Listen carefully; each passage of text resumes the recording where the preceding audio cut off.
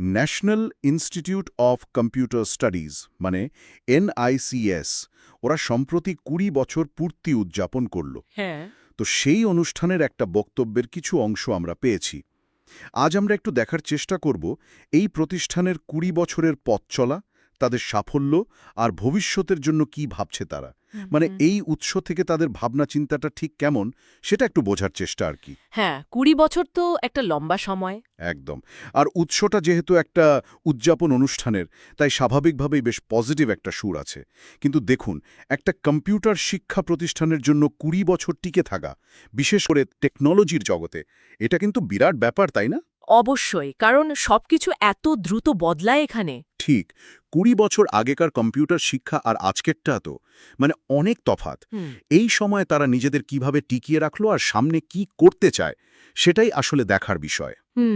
ভাষণে যেমনটা বলা হয়েছে, শিক্ষা, উন্নয়ন এবং মানুষের জীবনে নতুন দিগন্ত সৃষ্টি করা, এটাই নাকি ছিল মূল লক্ষ্য।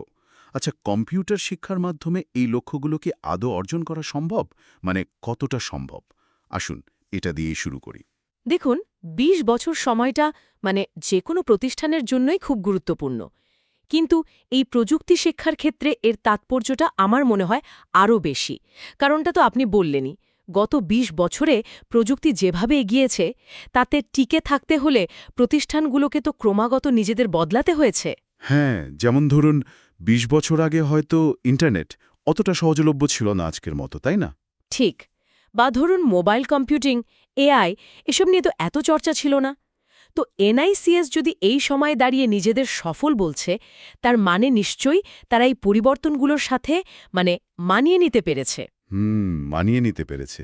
আর তাদের লক্ষ্যের কথাটা যদি বলেন, ওই যে শিক্ষা, উন্নয়ন, নতুন দিগন্ত, এগুলো তো আসলে কম্পিউটার শিক্ষার মূল ভিত্তি হওয়া উচিত।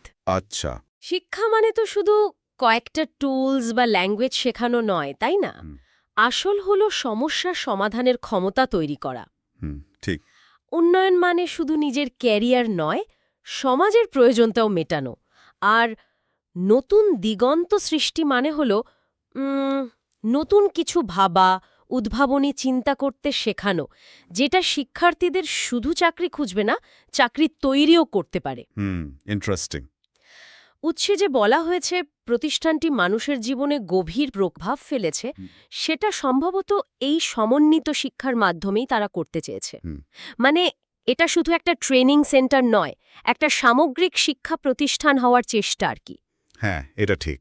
মানে ২০ বছর আগের চ্যালেঞ্জ আর এখনকার চ্যালেঞ্জ তো নিশ্চয়ই এক নয়। তখন হয়তো কম্পিউটার লিটারেসি বাড়ানোই একটা বড় কাজ ছিল। একদম। আর এখন হয়তো কি বলবো, AI এথিক্স বা সাইবার সিকিউরিটির মতো বিষয়গুলো অনেক বেশি গুরুত্বপূর্ণ হয়ে উঠেছে। ঠিক তাই। তো এই দীর্ঘ সময়ে তাদের নিশ্চয়ই পাঠ্যক্রম বা পড়ানোর পদ্ধতিতে অনেক বদল আনতে হয়েছে। উৎসে কিন্তু এই বদলের যাত্রার কথাও একটু ইঙ্গিত করা হয়েছে। মানে নতুন নতুন উদ্যোগ, চিন্তা এবং রুচি নিয়ে একটি সৃজনশীল দৃষ্টিভঙ্গি তৈরি করার মাধ্যমে। এই সৃজনশীল দৃষ্টিভঙ্গি ব্যাপারটা কম্পিউটার শিক্ষার ক্ষেত্রে এটা ঠিক কিভাবে কাজে লাগানো যেতে পারে বলে আপনার মনে হয়? মানে শুধু কোডিং শিখলেই তো আর সৃজনশীলতা আসে না, তাই না? একদম ঠিক প্রশ্ন। দেখুন, সৃজনশীলতা মানে এখানে শুধু আঁকা বা ডিজাইন নয়।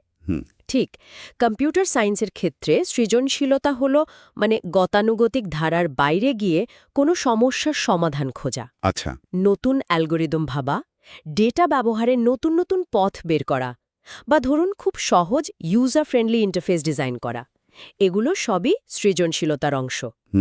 একটা প্রতিষ্ঠান এটা অনেকভাবে উৎসাহ দিতে পারে। যেমন ধরুন প্রজেক্ট ভিত্তিক শিক্ষা চালু করা, যেখানে ছাত্রছাত্রীরা শুধু বইয়ের পড়া না পড়ে বাস্তব সমস্যা নিয়ে কাজ করার সুযোগ পায়। হ্যাঁ, এটা খুব জরুরি। অথবা ধরুন অন্যান্য ডিসিপ্লিনের সাথে কোলাবোরেশন, কম্পিউটার সায়েন্সের সাথে হয়তো ডিজাইন বা সমাজবিজ্ঞান বা বিজনেস স্টাডিজ, এগুলোকে জুড়ে দিয়ে একটা নতুন পার্সপেক্টিভ তৈরি করা। আচ্ছা আচ্ছা। আরেকটা খুব গুরুত্বপূর্ণ জিনিস হলো ব্যর্থতাকে গ্রহণ করার মতো একটা কালচার তৈরি করা।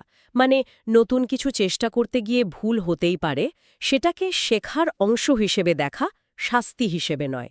হ্যাঁ, এটা তো খুব দরকার। আমাদের এখানে অনেক সময় এটা হয় না। আর অবশ্যই ইন্ডাস্ট্রির সাথে একটা ভালো যোগাযোগ রাখা, মানে বাইরের জগতের আসল চ্যালেঞ্জগুলো ক্লাসরুমে নিয়ে আসা আর সেগুলোর সমাধানে ছাত্রছাত্রীদের উৎসাহিত করা। ভাষণে যে বলছে তারা একটা সৃজনশীল দৃষ্টিভঙ্গি তৈরি করতে চায়, এর মানে সম্ভবত তারা শুধু টেকনিক্যাল স্কিল নয়, এই ধরনের মানসিকতা তৈরিতেও জোর দিচ্ছে। বুঝলাম। আর এই সৃজনশীলতার সঙ্গেই কি তাদের ভবিষ্যতের লক্ষ্যটা জুড়ে আছে? কারণ তারা বলছে, আমাদের গন্তব্যের যে যাত্রা, তা আজকের দিনেও আমরা আরও এক ধাপ এগিয়ে নিতে চাই। মানে ২০ বছরের সাফল্য নিয়েই বসে থাকতে চাইছে না, একদম না। বরং বলছে এখন আমাদের দৃষ্টিকোণ আরও বড়, আরও পরিবর্তনের দিকে। এই আরও বড় দৃষ্টিকোণ বা পরিবর্তন, এটার মানে কি হতে পারে? তারা কি প্রতিষ্ঠানের সাইজ বাড়াতে চাইছে, নাকি শিক্ষার ধরন বা বিষয় বদল আনতে চাইছে? আমার মনে হয় দুটোই হতে পারে। দেখুন, ভাষণে বলছে আরও বড় উদ্যোগ নেব, আরও নতুন প্রকল্পে। এই কথাগুলো থেকে তো মনে হয় তারা হয়তো নতুন কোর্স চালু করতে পারে, গবেষণার সুযোগ বাড়াতে পারে, অথবা হয়তো আরও বেশি ছাত্রছাত্রীকে সুযোগ করে দিতে পারে। আবার দৃষ্টিকোণ আরও বড়, এটার মানে এটাও হতে পারে যে তারা শুধু ন্যাশনাল লেভেলে নয়, হয়তো ইন্টারন্যাশনাল স্তরেও নিজেদের পরিচিতি বাড়াতে চাইছে, অথবা প্রযুক্তির আরও নতুন, আরও জটিল ফিল্ডে কাজ শুরু করতে চাইছে। যেমন ধরুন কোয়ান্টাম কম্পিউটিং বা বায়ো ইনফরম্যাটিক্স। ও আচ্ছা।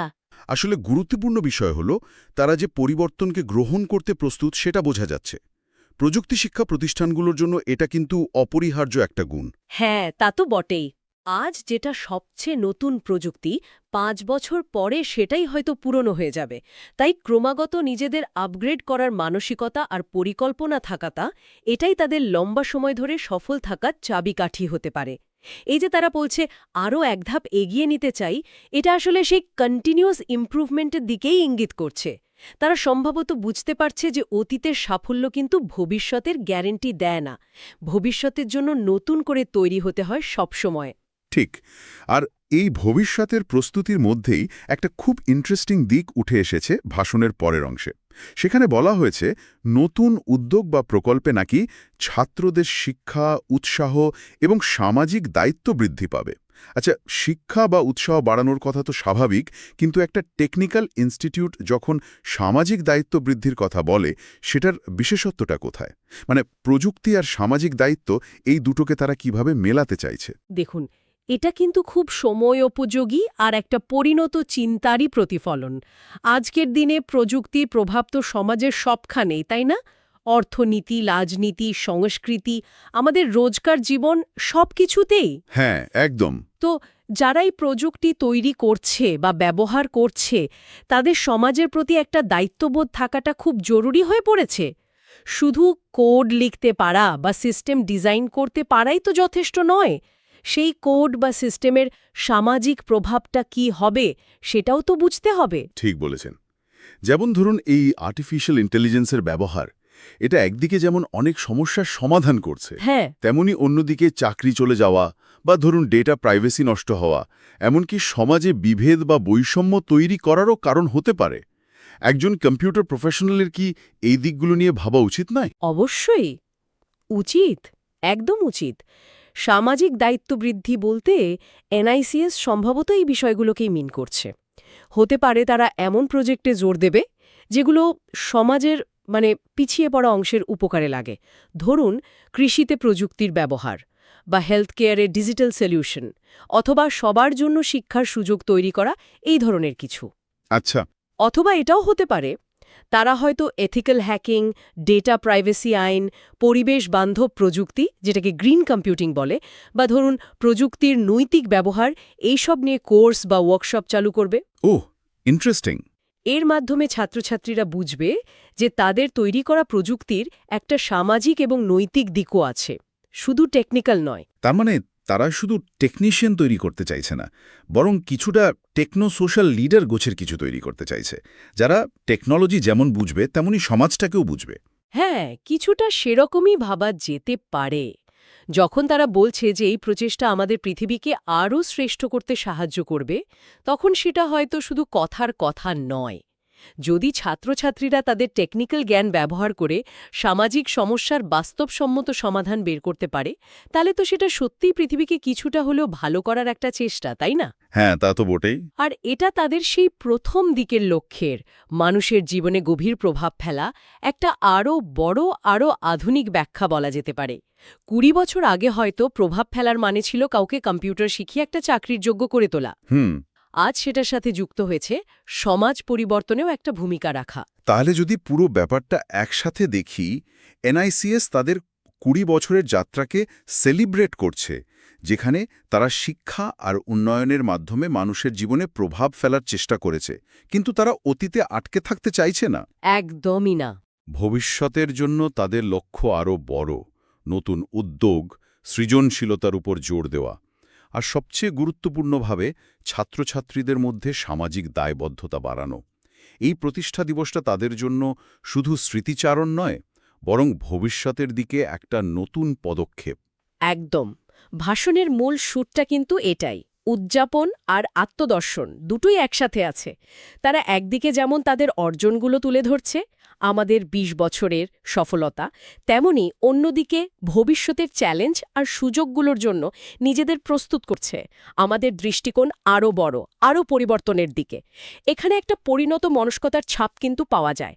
অনেক প্রতিষ্ঠানই পুরনো সাফল্য আঁকড়ে ধরে রাখতে চায়, কিন্তু টেকনোলজির জগতে সেটা তো প্রায় আত্মহত্যার শামিল। ঠিক। এনআইসিএস যে পরিবর্তন আর এই সামাজিক দায়বদ্ধতার কথা বলছে, সেটা আসলে তাদের প্রাসঙ্গিক থাকার যে ইচ্ছা, তারই প্রমাণ। এই ভাষণের শেষ বাক্যটাও কিন্তু বেশ মানেপূর্ণ। আজকের এই ফাউন্ডেশন ডে আমাদের চিন্তা, পরিশ্রম এবং প্রত্যাশার এক নতুন সূচনা, যা আমাদের পৃথিবীকে আরও শ্রেষ্ঠ করতে সাহায্য করবে। এখানে নতুন সূচনা শব্দটা আমার খুব গুরুত্বপূর্ণ মনে হয়েছে। হ্যাঁ, তারা ২০ বছর পূর্তিকে একটা শেষ হিসেবে দেখছে না, বরং একটা নতুন অধ্যায়ের শুরু হিসেবে দেখছে। ঠিক। এবং এই নতুন অধ্যায়ের মূল চালিকা শক্তি হিসেবে তারা চিহ্নিত করছে চিন্তা, পরিশ্রম এবং প্রত্যাশা, এই তিনটেকে। অর্থাৎ শুধু পরিকল্পনা নয়, সেই পরিকল্পনাকে সত্যি করার জন্য যে মেধা লাগে, যে খাটুনি লাগে, আর যে আকাঙ্ক্ষা বা ইচ্ছেটা দরকার, সেটার উপরও তারা জোর দিচ্ছে। পৃথিবীকে শ্রেষ্ঠ করার মতো বড় লক্ষ্য অর্জন করতে গেলে এই তিনটে জিনিসই তো অপরিহার্য, তাই না? এটা তাদের কর্মী এবং ছাত্রছাত্রী উভয়ের জন্য একটা বড় মোটিভেশন হতে পারে। তাহলে ন্যাশনাল ইনস্টিটিউট অফ কম্পিউটার স্টাডিজের এই ২০তম প্রতিষ্ঠা দিবসের বক্তব্য থেকে আমরা একটা প্রতিষ্ঠানের বিবর্তন দেখলাম। সাধারণ কম্পিউটার ট্রেনিং থেকে শুরু করে সৃজনশীলতা এবং সামাজিক দায়বদ্ধতাকে গুরুত্ব দেওয়া, এই যাত্রাটা বেশ আকর্ষণীয়। তাদের ভবিষ্যতের প্ল্যানগুলো বেশ অ্যাম্বিশাস মনে হচ্ছে। নিঃসন্দেহে। তবে এখানে একটা প্রশ্ন কিন্তু থেকেই যায়, বুঝলেন, যেটা নিয়ে হয়তো তারা আগামী দিনগুলোতে ভাববে। কি প্রশ্ন? সেটা হলো এই যে সৃজনশীলতা আর সামাজিক দায়িত্ববোধের মতো গুণগুলো, এগুলোকে টেকনিক্যাল শিক্ষার সাথে ঠিকঠাকভাবে মেশানো এবং সেটার ফল কতটা হচ্ছে তা মাপা, এটা কিন্তু বেশ কঠিন কাজ। হ্যাঁ, তা তো বটেই। কিভাবে তারা নিশ্চিত করবে যে তাদের ছাত্রছাত্রীরা শুধু একটা সার্টিফিকেট পাওয়া দক্ষ কর্মী না হয়ে সত্যিই সৃজনশীল এবং সামাজিকভাবে দায়বদ্ধ মানুষ হিসেবে গড়ে উঠছে?